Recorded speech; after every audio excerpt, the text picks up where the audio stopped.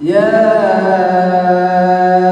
أيها الذين آمنوا اتقوا الله حق تقاته ولا تموتن إلا وأنتم مسلمون.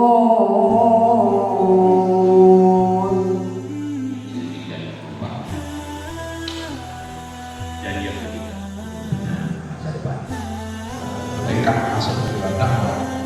Yang kita harus bertekad menjadikan dua dakwah ini sebagai pemimpin. Seperti doa kita,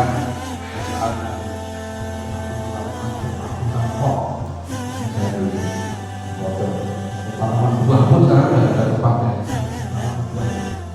Jadi itu apa ya? Berdebat di koran sejak SMA sudah berulang. Anak-anak itu adalah dari pertama dilahirkan dalam fitrah.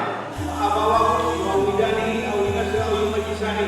Kedua orang tua, lingkunganlah yang mengizinkan, yang mengikat dan menyucikannya.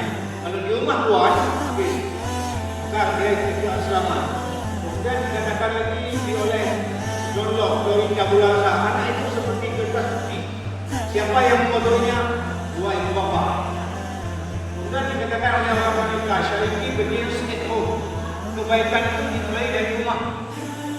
Dan diberi oleh orang Syekh. Lagi apa? Lagi itu menanam. Lagi apa? Lagi itu menanam.